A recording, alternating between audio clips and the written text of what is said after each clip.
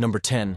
Steve Atwater, safety, Denver Broncos. We start our countdown with the smiling assassin, Steve Atwater. At 6 foot 3 inches and 218 pounds, Atwater was massive for a safety, using his size to deliver some of the most devastating hits of the 1990s. But what made Atwater truly terrifying wasn't just his size, it was his fearlessness. No hit better exemplifies Atwater's destructive power than his 1990 collision with Christian Okoye, the 260-pound running back nicknamed the Nigerian Nightmare. Okoye was known for running over defenders until he met Atwater. The hit was so violent that both players were momentarily stunned, but while Okoye needed a moment to gather himself, Atwater popped up, smiling. That smile, appearing right after delivering bone-crushing hits, became his trademark, adding a psychological element to his physical dominance. Former teammate Shannon Sharpe said it best: "When Steve hit you, it wasn't just about the physical pain. It was seeing him smile afterward that really messed with your head. Like he enjoyed it. That's what scared guys." Atwater's legacy of intimidation earned him a spot in the Hall of Fame and the permanent respect of anyone who ever had to go across the middle against the Denver defense. Number 9. JackTatum, safety, Oakland Raiders. They called him the assassin for a reason. JackTatum embodied the Oakland Raiders' intimidating style of the 1970s. In an era before targeting rules and defenseless receiver protections, Tatum delivered hits that would result in immediate ejections and suspensions today. Tatum didn't just tackle, he punished. He once said, "I like to believe that my best hits border on felonious assault." That wasn't hyperbole. It was his mission statement. His most infamous hit came in a 1978 preseason game when he collided with New England Patriots receiver Darryl Stingley. The hit, while legal at the time, left Stingley paralyzed for life. It's a sobering reminder of football's dangers, even as we acknowledge the intimidation factor that defined Tatum's career. What made Tatum especially frightening was his cold demeanor. Unlike other big hitters who celebrated their destruction, Tatum would simply walk away after delivering a devastating blow, as if it were just another day at the office. Hall of Fame coach John Madden said of Tatum, "He was the most intimidating defensive back of his generation. Receivers would catch passes in front of him rather than risk going over the middle and getting hit." In today's NFL, Tatum's style would be legislated out of the game, but in the 1970s, he was the embodiment of football's gladiatorial nature, a player who made grown men reconsider their career choices. Number 8. JamesHarrison, linebacker, Pittsburgh Steelers. JamesHarrison wasn't just intimidating on the field. He looked like he wanted to hurt you during the coin toss. At 6 feet and 242 pounds of pure muscle, Harrison was a physical anomaly. His legendary workout regimen included 1,000-pound leg presses and pushing SUVs in parking lots. The results were devastating hits that seemed to defy physics. Harrison's reputation as one of the most feared players of his era was cemented by his frequent fines for illegal hits. Between 2010 and 2011 alone, he was fined over $100,000. Harrison's response? A magazine cover where he posed shirtless with his guns, calling himself the most violent player in football. Former Ravens running back Willis McGahee experienced Harrison's wrath firsthand in the 2008 AFC Championship game, taking a hit that left him unconscious on the field. The collision silenced the stadium and became a turning point in NFL safety discussions. What made Harrison uniquely terrifying was his combination of explosive power and barely contained rage. His eyes burned with intensity on every play. Quarterbacks would identify his location before every snap, adjusting protections specifically to account for number 92. Harrison's former teammate Ryan Clark put it simply: James didn't want to just tackle you. He wanted to run through your soul. In an era when the NFL began seriously addressing player safety, Harrison was the last of a dying breed, a player whose very presence made opponents flinch. Number 7. RayLewis, linebacker, Baltimore Ravens. RayLewis didn't just play middle linebacker, he was middle linebacker. For 17 seasons, Lewis was the beating heart of one of the most intimidating defenses in NFL history. His pre-game dance emerging from the tunnel set the tone. This wasn't just a football game, it was a hunt, and Lewis was the predator. Lewis combined bone-jarring hits with unmatched intensity and football IQ. He didn't just hit you, he knew exactly where you were going before you did, making his collisions even more violent. Former Steelers receiver Hines Ward, no stranger to physical play himself, said, "When Ray hit you, you felt it for days. But what really got to you was how he'd stand over you afterward, like he was daring you to get up and try again. Lewis's most frightening quality was his relentlessness. He played with a religious fervor, as if every tackle was a divine mission. His eyes, wide and intense, followed you everywhere. Quarterbacks would audible away from his side of the field rather than test his territory. In the 2000 AFC Championship, Lewis delivered a hit on Colts running back Edgerrin James that still circulates on highlight reels. James, one of the toughest runners of his era, later admitted, "That hit made me question if I wanted to keep playing football." Lewis's legacy of intimidation extended beyond his physical play. His pre-game speeches, his sideline intensity, and his leadership created an aura that affected opponents before they even took the field. Teams didn't just game plan for the Ravens, they game planned for RayLewis. Number 6. Night Train Lane, cornerback, Detroit Lions. Dick Night Train. Lane played in an era when the NFL rulebook was thin and enforcement was thinner. Lane invented the clothesline tackle, a move so dangerous it was eventually banned. He would extend his arm at neck level and clothesline ball carriers, sending them crashing to the ground in violent fashion. This technique helped him set the single-season interception record with 14 in 1952, a mark that still stands today. What made Lane especially terrifying was that he was a cornerback, a position not typically known for bone-crushing hits. At 6'1" and 194 pounds, Lane was big for his era, and he used that size with malicious intent. Hall of Fame receiver Raymond Barry once said, "Night Train Lane was the most dangerous man in football. When you went across the middle, you weren't worried about catching the ball, you were worried about surviving." Lane's reputation was so fearsome that teams would avoid throwing to his side of the field entirely, regardless of the matchup. His mere presence changed offensive game plans. In today's NFL, virtually everything that made Lane famous would result in ejection, suspension, and possibly criminal charges. But in the 1950s and 60s, he was the ultimate defensive weapon, a player who could shut down half the field through sheer intimidation. Number 5. Ronnie Lott, safety, San Francisco 49ers. Ronnie Lott didn't just hit hard. He hit with such commitment that he once chose to amputate part of his finger rather than miss playing time. That's not hyperbole. In 1985, Lott had the tip of his pinky finger amputated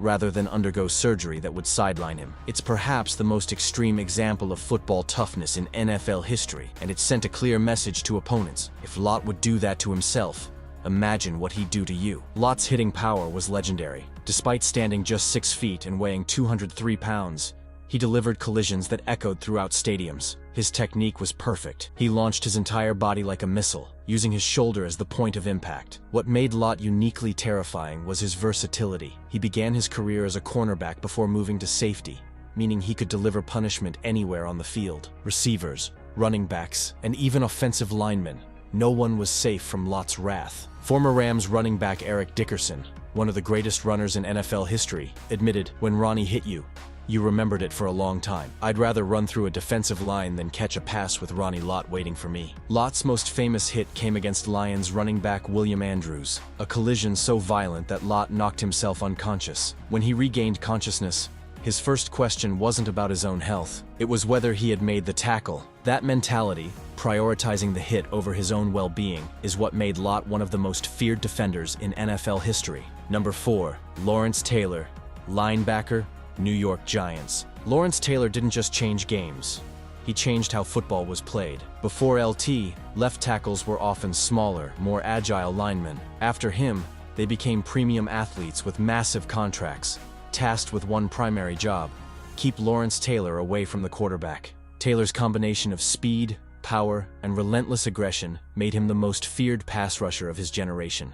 Quarterbacks would hear footsteps even when he wasn't there. His mere presence caused rushed throws, altered game plans, and sleepless nights for opposing coaches. Former Eagles quarterback Ron Jaworski described the Taylor experience. You drop back to pass, and suddenly there's this freight train coming at you with bad intentions. It wasn't just that he could hit you, it was that he wanted to end your career on every play. What made Taylor especially terrifying was his unpredictability. He played with a controlled chaos that made him impossible to prepare for. He might swim past a tackle, bull rush a guard, or simply leap over a running back attempting to block him. His most infamous moment came in 1985 when he sacked Redskins quarterback Joe Theismann, breaking his leg in a gruesome injury shown on Monday Night Football. The hit was so violent that it ended Theismann's career instantly. Bill Belichick, who coached Taylor as the Giants' defensive coordinator, said, "LawrenceTaylor, in my opinion, changed the way the game was played. He forced offenses to account for him on every single play. If you didn't, he would destroy your game plan in seconds. In an era of intimidating defenders,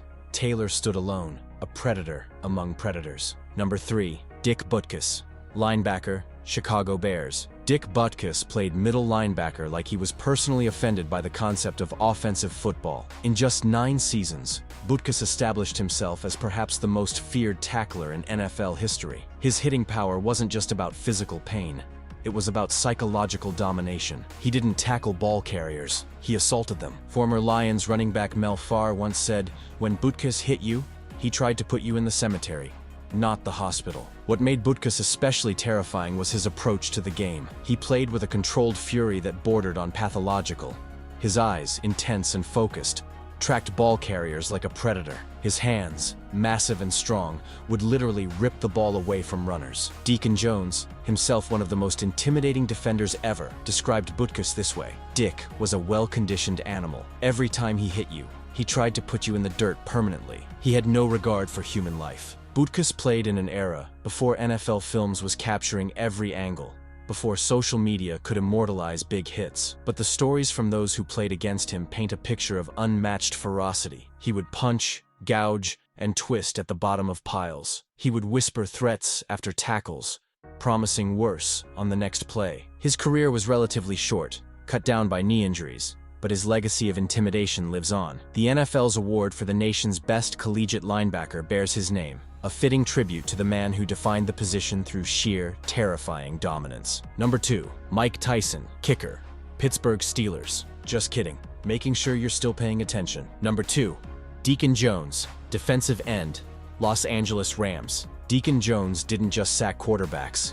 He invented the term sack. Jones created and perfected the head slap, a move so devastatingly effective it was eventually banned. He would slap offensive linemen on the side of their helmet, momentarily stunning them before blowing past them toward the quarterback. At 6'5" and 272 pounds, Jones combined size with uncanny quickness. But what made him truly terrifying was his mentality. He approached football as combat, once saying, "Anytime you go upside a man's head, or you go upside his nose, then you get his attention." Former Vikings quarterback Fran Tarkenton described the experience of facing Jones. "I've been asked many times who was the toughest defensive end I ever faced. The answer is easy: Deacon Jones. He'd knock your head off, then tell you about it on the way back to the huddle." What separated Jones from other great pass rushers was his relentlessness. He played with a motor that never stopped, pursuing quarterbacks with almost personal animosity. His eyes would bulge, his nostrils would flare, and he would literally foam at the mouth during games. Jones played before sacks were an official statistic, but unofficial counts put his career total at over 170, which would place him among the all-time leaders. More importantly, he changed how quarterbacks played the game, forcing them to develop quicker releases and more awareness. In today's NFL, much of what made Jones legendary would draw flags and fines. But in the 1960s and early 70s, he was the ultimate defensive weapon, a player who struck fear into the hearts of everyone on the offensive side of the ball. Number 1, Jack Lambert, linebacker, Pittsburgh Steelers. Jack Lambert looked like he was created in a laboratory specifically to terrify offensive players. At 6'4" and a relatively light 220 pounds,